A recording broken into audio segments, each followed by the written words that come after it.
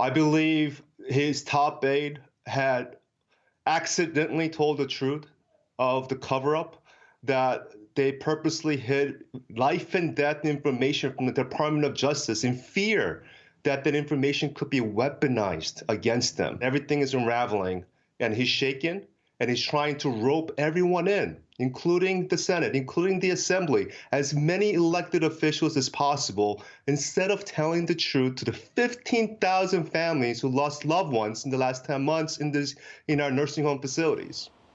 That New York Democrat assemblyman who claimed Governor Cuomo threatened to destroy him for criticizing his nursing home response says he won't be supporting the governor politically anymore as backlash over the crisis grows.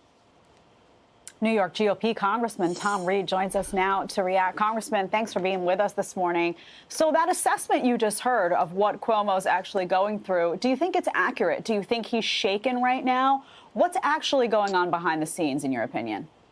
Well, I applaud Rod Kim for stepping forward, and I would join him in the effort to hold the governor accountable to completion. And it's exactly accurate. I think exactly what happened is what he described on the cover-up. Cuomo's number two went over, admitted the truth.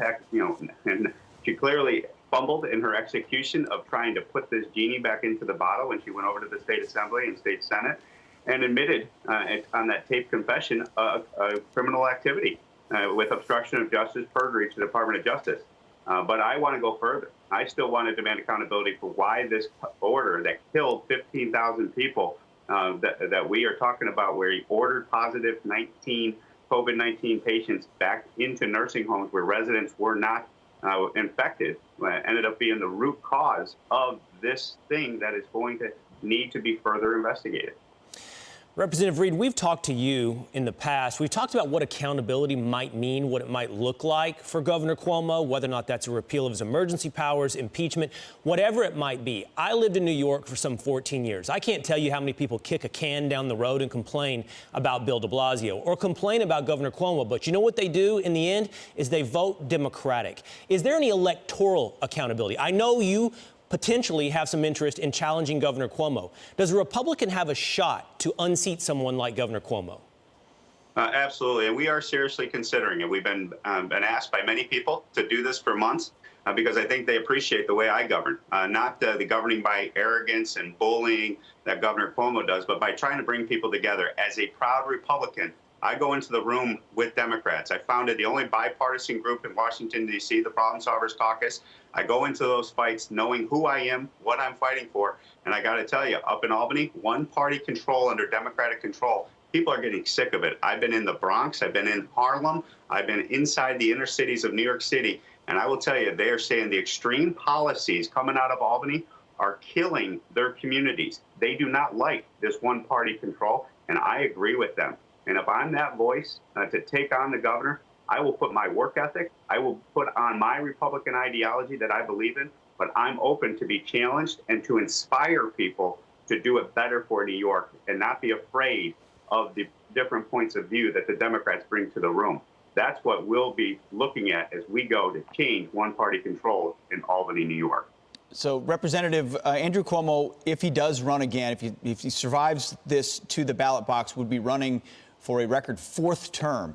Whoever's going to challenge him needs to be formidable, considering the political machine that he's built, as we've found out recently, through a lot of intimidation and now cover-ups. When would we know if you're going to be a candidate? What's your timeline to decide? And what would you run on this issue? And what would be the top 2 or 3 issues you'd run on? Look, the nursing home scandal is not a political scandal from my perspective. I've been fighting this for months because 15,000 people died. When this order was issued in March 2020, we told the governor, don't do this. You're going to kill thousands of people. We also had the Nursing Home Association within 24 hours from the national organization tell them, you're going to kill people by doing this.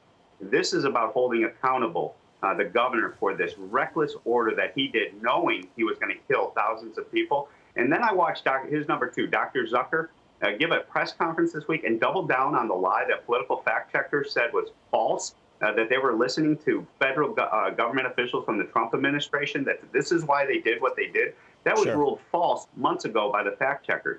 That type of lying, that type of arrogance And then Dr. Zucker had the arrogance to tell those 15,000 people that died to their grave that they would do it exactly the same way again. Yeah, that type of arrogance has to end. It is. Real quick, when are you going to make a decision whether you're running or not?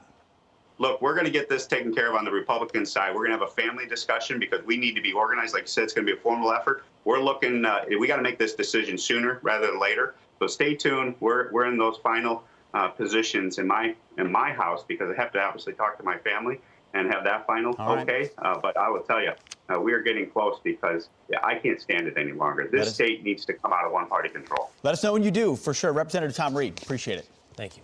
Thank you.